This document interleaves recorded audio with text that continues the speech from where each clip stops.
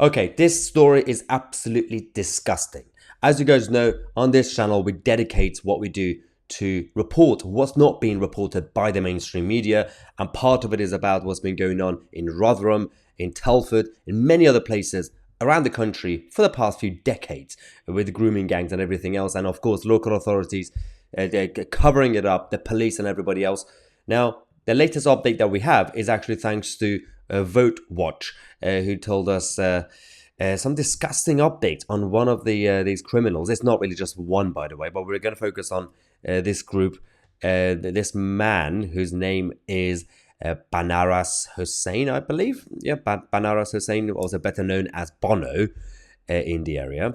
It was part of a vile gang that trafficked and abused people for decades.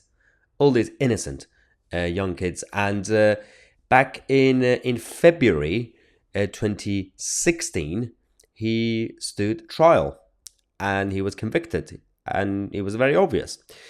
But he will be walking free this coming December. Within the next few months, we're going to have this man free, walking around the country and our streets without any supervision. So this is going to be completely dangerous in certain areas, that, obviously regardless of where he is, it doesn't really matter. It's about the fact that the justice system is once again failing ordinary people, innocent people. If we're not actually serving justice anymore in this country, and we have to change the whole thing, because he's hardly even served half of his sentence, and he's going to be able to go out because he's been behaving well, and he pleaded guilty, and he's fine. He's not fine. That's the whole point. And he's not the only one. He was part of a massive group of people who were aiding him in his crimes for decades. So, known around the South, in South Yorkshire, by the nicknames of Mad Ash, Bash, Bono, the three brothers were also drug dealers. So, it's not just one crime. These people are completely disgusting, vile criminals, animals, and who ruled the roost, using violence and fear. This was according, obviously, at the time in 2016 when he stood for trial. They were also superficially charming and knew how to pick their vulnerable victims. They were also aided by a couple of women as well in this whole situation, and there were a number of people who were involved in the cover-up for years. And eventually they got caught, and eventually there was some evidence, and obviously they admitted that they've done all these things. So it's not really some sort of mistake or error. But somehow the only error I can see from our justice system is the fact that he's going to be walking around our streets freely once again. All right. Now, under the UK's weak justice system, last year, Korban Ali and Taib Dad, who received 10-year terms, were also released unlicensed automatically under the current half-term rules for those serving a fixed sentence. Now, their presence back on the streets of Rotherham led to widespread condemnation, and even to one victim wetting herself in fear upon bumping into her abuser on High Street. Wow. So this Rotherham survivor and whistleblower, her name is Sammy Woodhouse. She met recently with Suella Braverman, the Home Secretary, to discuss the need to better protect the victims.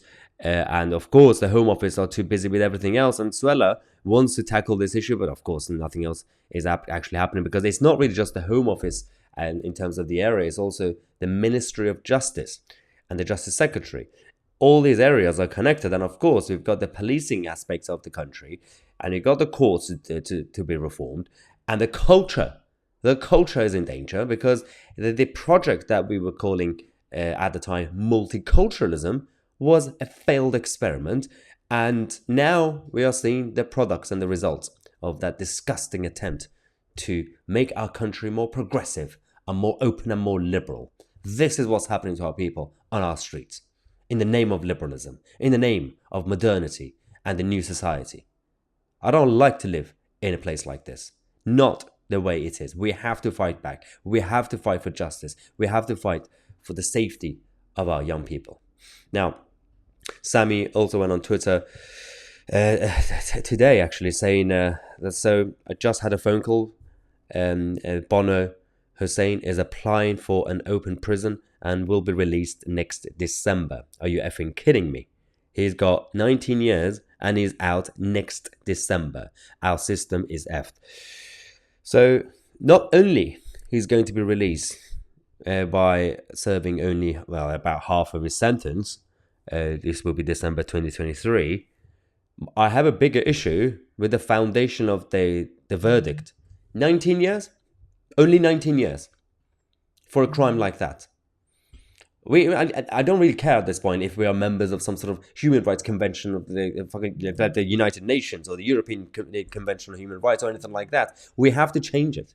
We have to make sure that we can actually have robust sentences for certain crimes. Certain crimes need to be life, or at least need to be completely out of reach. You cannot be allowed to be freely walking around the street. This is not some sort of crime that could be like, oh, I made a mistake once.